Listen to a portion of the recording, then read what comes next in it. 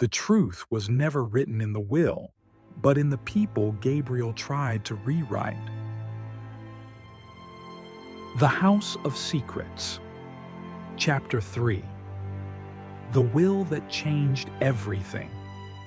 Josephine stood at the bottom of the attic stairs, still as a statue carved from the quiet. The red notebook was clutched to her chest, her slippers perfectly aligned on the step beneath her. There was no fear in her face, just the familiar, unnerving calm of someone who had already written the next page before anyone else had read the last. "How much did you hear?" I asked. She tilted her head. "All of it." "Then you know what's in the will," she nodded. "I knew before you did." Isabel exhaled. "Then why wait until now?" Josephine stepped up one stair, slowly. "Because you weren't ready to believe it." "You think we are now?" Another step. Number. "But you're scared enough to ask better questions." I looked at Isabel. She looked at me. Josephine reached the landing and said, "Gabriel rewrote his will 3 times. You only found one version." My pulse kicked. "There are more?" She nodded. "One in Lavinia's study, one in Roger's safe, and one that never made it to paper. Just a whisper between Gabriel and someone who recorded it." "Who?" She smiled faintly. "Someone who was listening, like me." There was silence. Then Isabel said slowly, "You're talking about the staff." Josephine sat on the attic step, cross-legged like it was story time. "They hear everything," she said. "They clean the rooms, bring the tea, wash the sheets, and nobody notices them." "But you do," I said. "I always have." I leaned against the wall. "If there's another will," I asked, "one worse than this one, what does it say?" Josephine looked down at her notebook, then back at me. "It says Gabriel was afraid." "Of what?" She flipped a page, then whispered, "Of being erased." The servants' quarters were the quietest part of the Elm house, not silent, just expertly absent, like a breath that knew when not to be heard. Josephine had drawn us a simple map, left at the wine cellar, down the narrow stairs past the laundry chute, a wooden door with a green frame. We knocked. No one answered, so we opened it. Inside was a narrow hallway, 4 rooms, low ceilings, a hanging bulb with no cover. It was cleaner than I expected, but cold, not in temperature, in tone.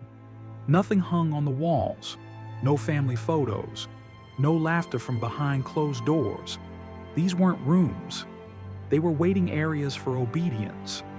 A woman stepped out from the 3rd room on the left, mid-50s, hair tied back, worn hands, no makeup, sharp eyes. I recognized her, Marta, Gabriel's housekeeper for nearly 20 years, the one who'd served tea the first night I arrived, the one who didn't speak unless spoken to.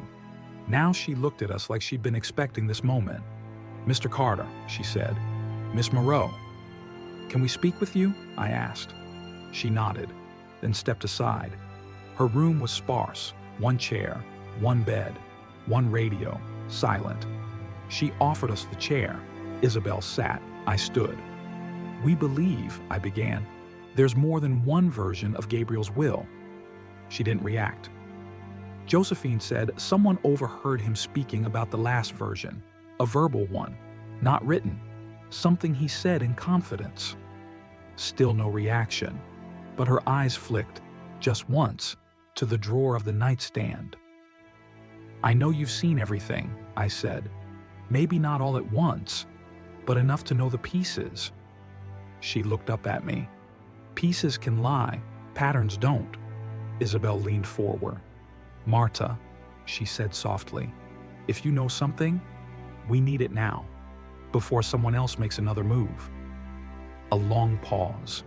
Then Marta stood. She opened the nightstand, took out a small black cassette recorder, old, dented, taped on one side. She handed it to me.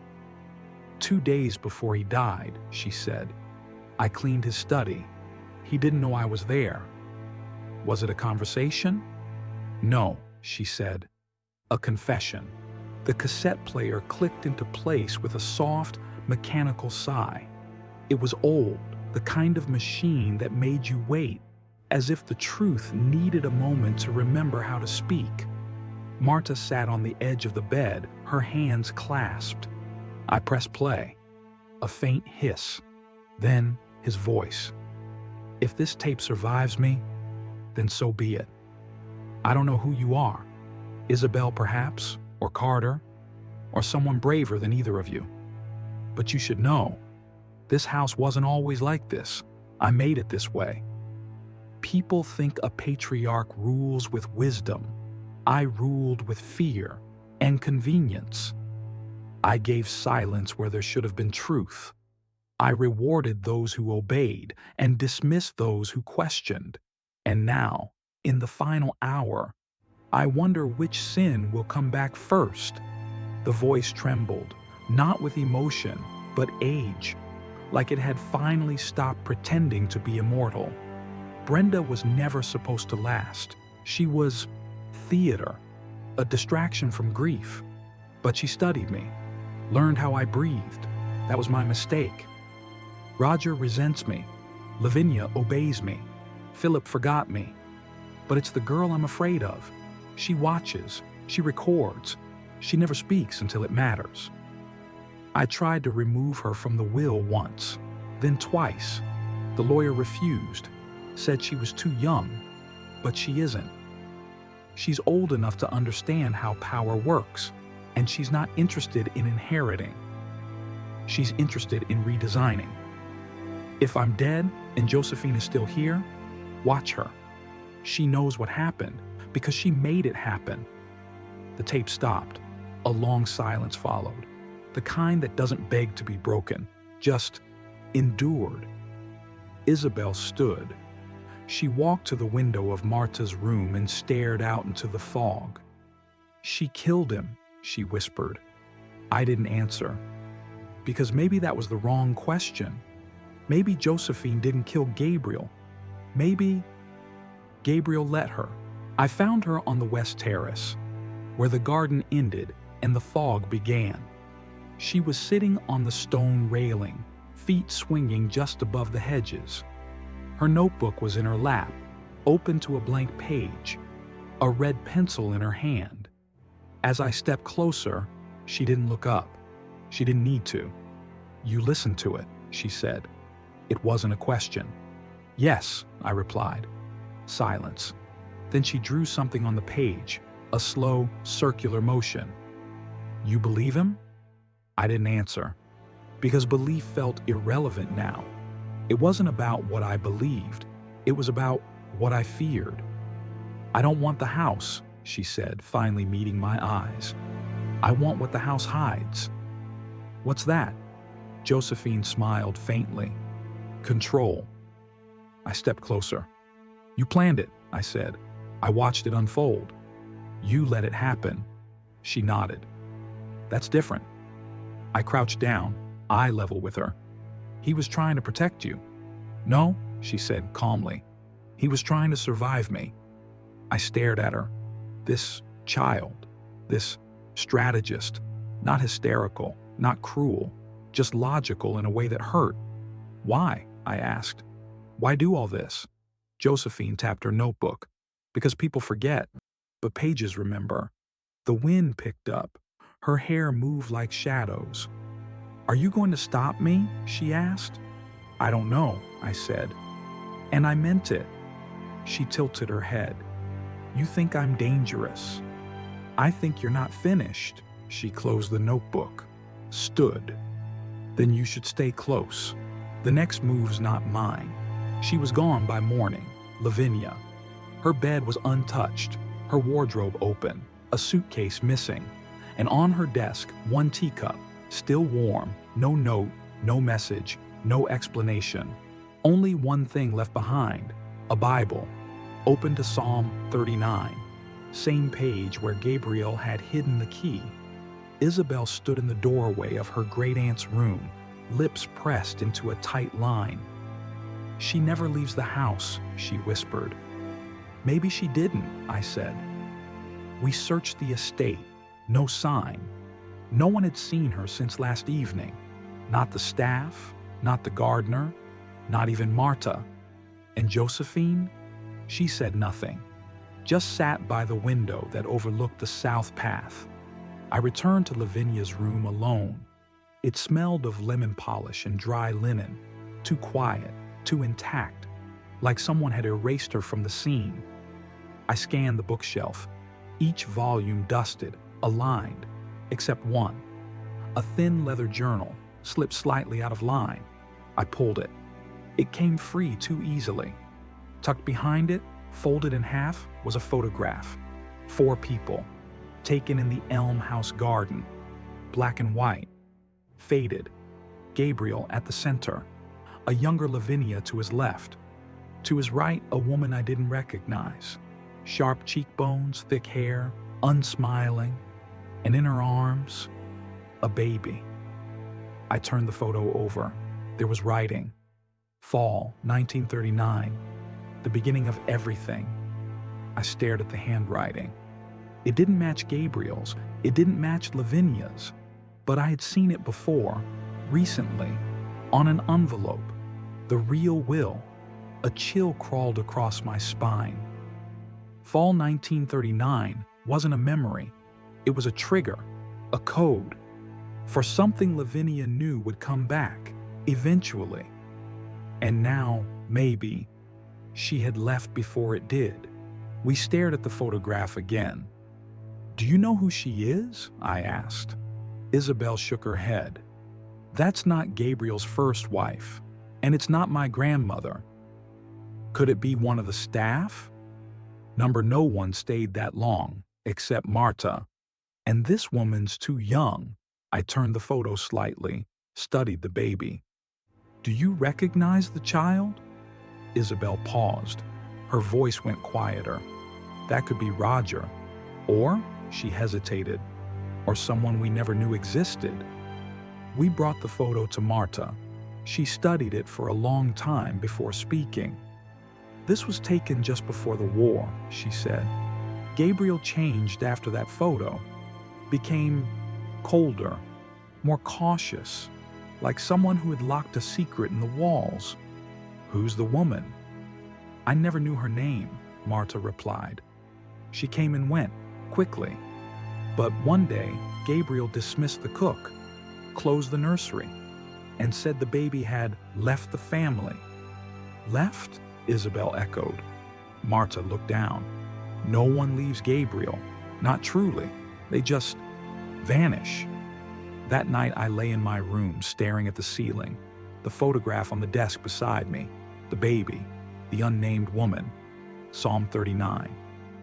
Let me know how fleeting my life is. It wasn't a reflection. It was a message. Gabriel had hidden the truth not just in documents, but in memories twisted by time. And someone else, Lavinia, maybe even Brenda, had worked hard to keep that truth buried. I drifted off near dawn. When I woke up, a letter had been slid under my door. Cream envelope. No handwriting on the front.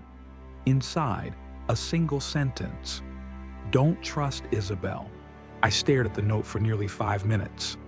"Don't trust Isabel." No signature, no smudge, no mistake. Just 7 words that shattered the last thing I thought I could stand on. I didn't go to her. Not yet. Instead, I walked the halls, slowly, listening, to the way this house creaked in the morning, to how certain rooms had doors left slightly open and others always shut, to the silences that knew more than the conversations. And I began to see something I hadn't noticed before. A pattern. Every time Isabel disappeared, something changed. A drawer opened that was closed. A book moved on a shelf. A door unlocked. Not loudly, not carelessly, but deliberately. As if she was following her own path through the house, One I wasn't invited to walk. I tested a theory. At noon, she told me she was going to speak with Marta. Instead, she slipped into the drawing room. I followed, waited by the door, listened. No voices, just the sound of paper being moved, pages flipping. I leaned in slightly, heard her mutter a single phrase. "You always wrote in the margins."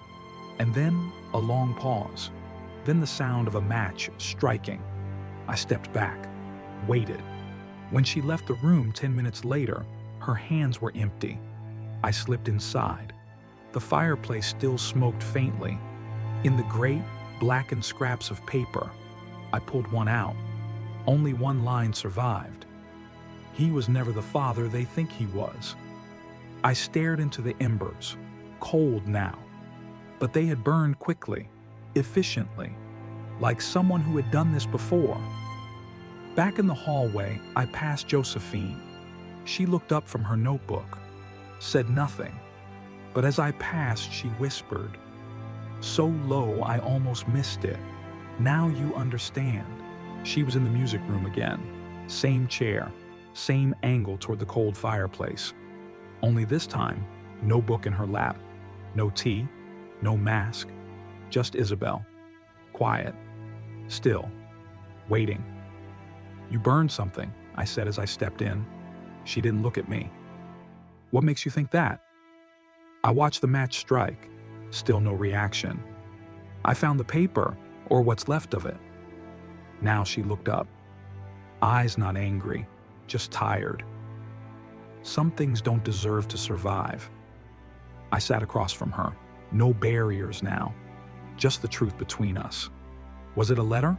"A note," she said. "From who?" Her eyes dropped. "My mother." I waited. Let the silence sit. She continued. "It was written years ago. Maybe before she left. Maybe after. I'm not sure. But it was hidden in one of Gabriel's books. Margins, as always. What did it say?" She inhaled, slow and shaky. "It said he wasn't my grandfather." The words hung in the air like smoke no one dared wave away. "He raised me," she went on. "Loved me, controlled me, taught me, shaped me. But he didn't create you." She nodded. "And that changes things?"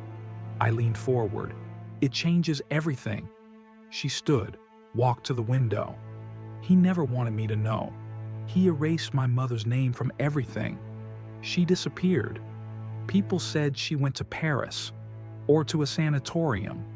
But I found her once, in a photo, then a boarding pass, then a letter, torn in half. And the will?" She turned back to me. "Giving me the house, the company, the name, all of it, was his way of rewriting the truth, making you his." "Yes." "But you burned her words." Isabel nodded. "Because I didn't want to forget who raised me, even if he wasn't mine." We stood there, both of us, looking at each other. Two people raised by ghosts, and haunted by names no one spoke aloud anymore. She walked in like she had never left. Lavinia, same navy dress, same cold eyes, same silence that made you feel guilty even if you hadn't lied yet. She found me and Isabel in the parlor, didn't sit, didn't ask for permission, just dropped a folder onto the table between us. "I was hoping you'd never need this," she said. We stared at the folder, old, stained, bound in twine. Isabel broke the silence first. "You left?" "I went to Cambridge," Lavinia replied, "to find something your grandfather made me swear to destroy." "Why didn't you?" "Because Gabriel never knew how to burn things completely. He always left a spark." I untied the string. Inside were documents, birth certificates, travel records, photographs, and one name repeated in multiple languages, Claire Moreau. Isabel froze. "My mother." Lavinia nodded. "She wasn't weak, you know. Just loud. Too loud for Gabriel." I scanned the documents. Claire had a child in 1939. The father, unknown. The location, the Elm House. The birth certificate, altered. One page showed a scribbled note in the margin. Child placed under direct guardianship of GM Family Registry sealed. Another page listed Claire as mentally unstable, no legal custody. A stamp across the top.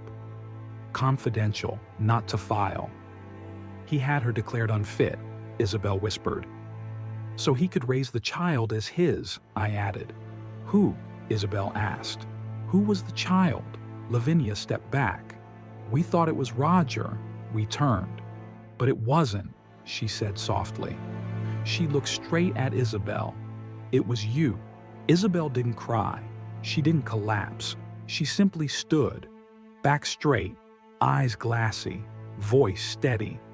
So I'm not his. Lavinia didn't answer. She didn't need to. I closed the file, laid it gently on the table, like it might bite. How long have you known? I asked Lavinia. Since the day Claire disappeared, she said. She begged me to take the baby, to run, but I was too afraid. And Gabriel knew how to erase people the same way he erased his mistakes. Isabel flinched. He made me into a legacy, she said, because he couldn't leave anything behind that wasn't sculpted by him. She turned to me. What if there's another? The question hit me like cold water. What do you mean? What if I wasn't the only one, she said. What if Gabriel created more than one replacement, more than one lie? We looked at Lavinia. She didn't speak, but she didn't deny it either. I stood. We need to know, not guesses, names, documents. Lavinia exhaled. There was another file, stored with this one. I didn't bring it. Where is it? She hesitated. The cellar, behind the wine rack. Gabriel's private ledger room. The one that's locked. She nodded. And the key? I asked. Lavinia's face changed. For the first time, her voice cracked. Josephine has it. She was already waiting. Josephine sat at the bottom of the cellar stairs, legs crossed, red notebook in her lap. The key hung from a string around her neck, swinging slightly like a metronome counting down. You're late, she said. We didn't know we were invited, I replied. You were. Isabel stepped forward. Lavinia said you had the key. Josephine didn't move. She gave it to me a year ago, she said. Said one day someone would ask for it, and I should decide if they deserved it. And? I asked. Josephine stood. I haven't decided yet. I crouched in front of her. Josephine, if there's another file, another person like Isabel, we need to know, before someone else gets to it, before it's buried again. She looked down at me, measured, then turned to Isabel. Would you give it to me, if I were the one asking? Silence. Then Isabel said, I don't know, but I'd want someone to ask. Josephine nodded once, then took off the string, handed me the key. Gabriel's ledger room, 3rd row, red box. If it's not there, it was never meant to be found. I stood. You're not coming? She shook her head. Number I already read it. The key clicked into the cellar lock like it had been waiting years to turn. The door groaned open. Inside, rows of ledgers lined the stone walls. Some dated back to the 1920s. Dust hung like a memory no one wanted to sweep. We found the red box on the 3rd row, exactly where Josephine said. Inside, one manila folder, a small photo, a sealed envelope marked Replication Notes, Private. I opened the folder first. Inside were 2 names. One was Isabel Moreau, the other. We both stared at it, written in faded ink, Peter Alden. Thank you for listening, but remember, what's rewritten always leaves a trace.